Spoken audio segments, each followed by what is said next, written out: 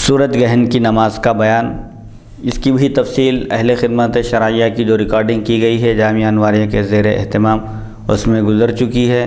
سورج گہن کی نماز، چاند گہن کی نماز، اور اس میں یہ بھی ذکر ہے کہ عرب میں یہ خیال تھا کہ جب کسی بڑے شخص کا انتقال ہوتا ہے، کوئی عظیم شخصیت جب انتقال کر جاتی ہے تو سورج کو گہن لگ جاتا ہے۔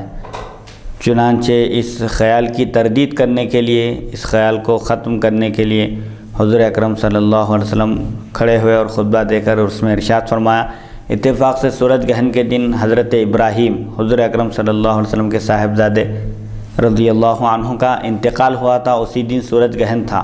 تو حضور اکرم صلی اللہ علیہ وسلم نے فرمایا کہ دیکھو، یہ سورج اور چاند اللہ کی نشانیوں میں سے دو نشانیاں ہیں، یہ کسی کے انتقال کی وجہ سے گہن میں نہیں آتے، ان کو گہن نہیں لگتا، یہ اللہ کی نشانیاں ہیں۔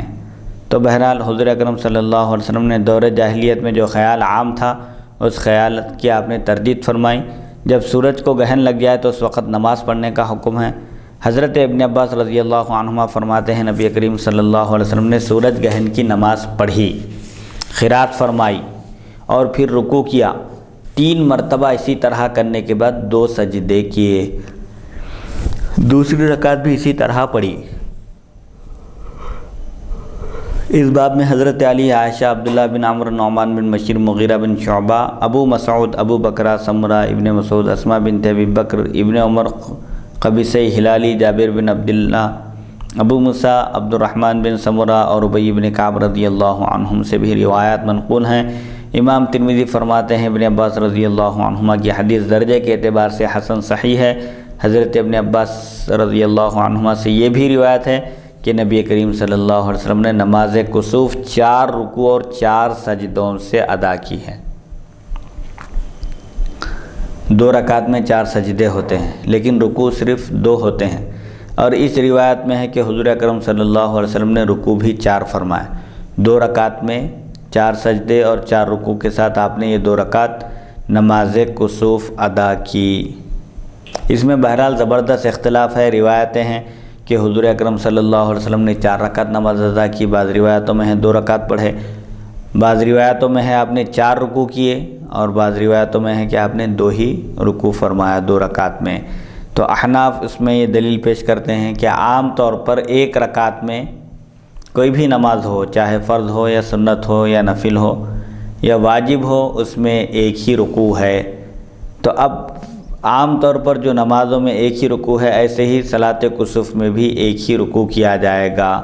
ہو سکتا ہے کہ صحابہ کا مجمع زیادہ تھا، جو قریب تھے ان کو صحیح اطلاع ہے، اور جو دور تھے وہ لمبا رکوع کرنے کی وجہ سے 2 رکوع سمجھے، یا کچھ ایسا ممکن ہے، ہو سکتا ہے۔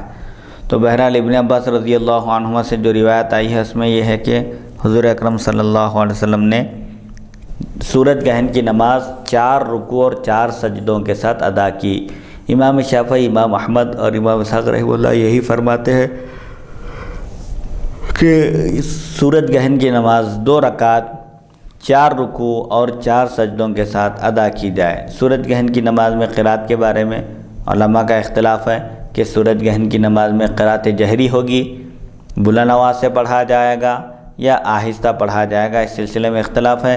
بعض علماء کے نزدیک چونکہ یہ دن کی نماز ہے، نفل نماز ہے اور دن میں پڑھی جا رہی ہے، اسی لیے پست آواز سے قرات کی جائے، آہستہ پڑھی جائے قرات۔ سورج گہن کی نماز میں قرات آہستہ کی جائے۔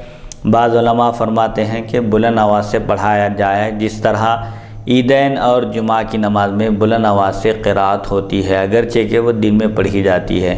جس طرح عیدین کی نماز میں بلند آواز سے قرات ہوتی ہے، قرات جہری ہے، جمعہ میں قرات جہری ہے، اسی طرح سورج گہن کی نماز میں بھی قرات جہری ہونا چاہیے۔ امام مالک، امام احمد اور امام اسحاق جہری قرات ہی کے قائل ہیں۔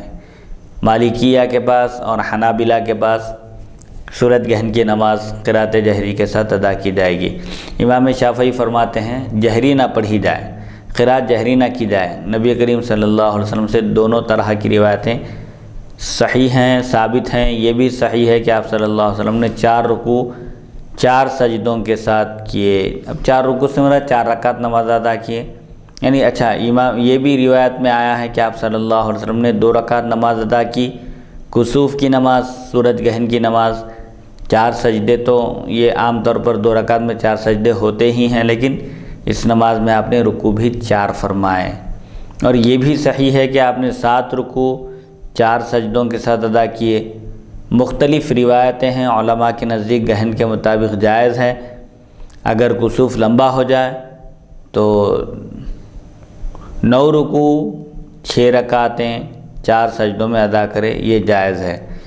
سورج گرہن کم وقت کا بھی ہو سکتا ہے اور طویل بھی ہو سکتا ہے، تو فقہا فرماتے ہیں کہ اگر طویل ہو تو رکعتوں کی تعداد بڑھائی جائے، 2 سے 4، 4 سے 6 کی جائے، اور اس میں رکوع بھی ہر رکعت میں 2 رکوع کیے جائیں۔